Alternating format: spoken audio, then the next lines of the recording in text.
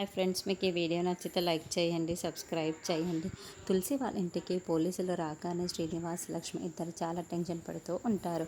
ఏంటండి పోలీసులు వచ్చారు అని లక్ష్మి అంటే, ఏమోనే నాకు ఏం తెలుసు, అడిగి తెలుసుకుందాము. ఏంటంటే ఇలా వచ్చారు అని శ్రీనివాస్ ప్రశ్నిస్తూ ఉంటాడు. ఇక్కడ తులసి అంటే ఎవరండి అని పోలీసులు అడగడంతో, నేనే అండి పోలీసులు. ఏంటండి అని తులసి ప్రశ్నిస్తూ ఉంటుంది. మీరు మాతో పాటు అర్జెంటుగా స్టేషన్కి రావాల్సి ఉంది అని చెబుతూ ఉంటే, ఏంటి నేనా అని తులసి అంటే, మా అమ్మాయిని స్టేషన్కి తీసుకువెళ్ళడం ఏంటండి అని శ్రీనివాస్ లక్ష్మిని ప్రశ్నిస్తూ ఉంటాడు.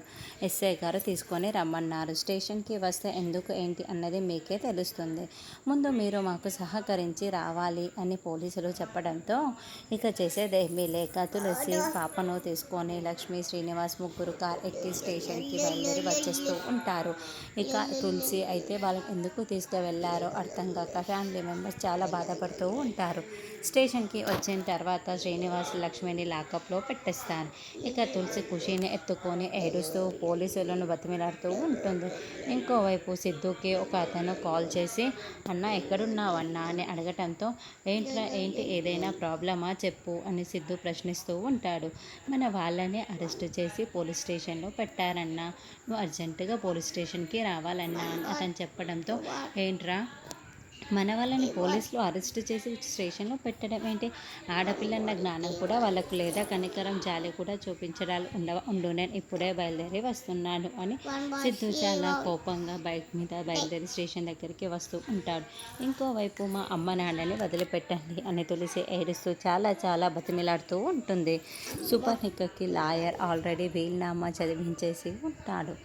శ్రీకాంత్ గారు ఎందుకు ఇలా వీలునామా రాశారో నాకు తెలియదు, కానీ ఆ వీలునామా రూల్స్ అన్నీ కూడా బ్యాంకు లాకర్లో భద్రంగా ఉన్నాయి.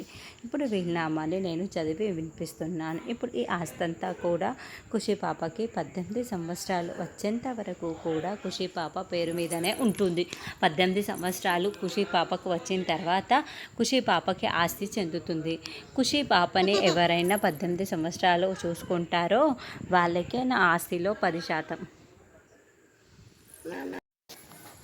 వాళ్ళకే నా ఆస్తిలో 10%, మా అమ్మ వసుంధరకి 5%, మా చెల్లి సుపర్ణికకి 5% నేను వీలునామా ఆస్తిలో రాయటం అయినది అని లాయర్ గారు చదివి వినిపిస్తారు.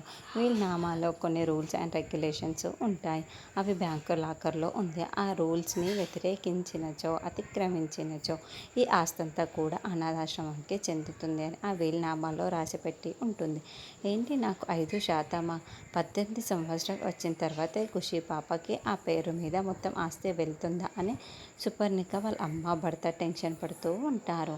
అయితే వీలునామాలో రూల్స్ ఏంటి అని అడగటంతో, అవి బ్యాంకు లాకర్లో ఉన్నాయి. పోలీసులు ఖుషి పాప సమక్షంలోనే ఆ వీలునామాని తెరిచి చదవాలి. ఆ రూల్స్ కోసం అని ఆ రూల్స్ ఏంటని నెక్స్ట్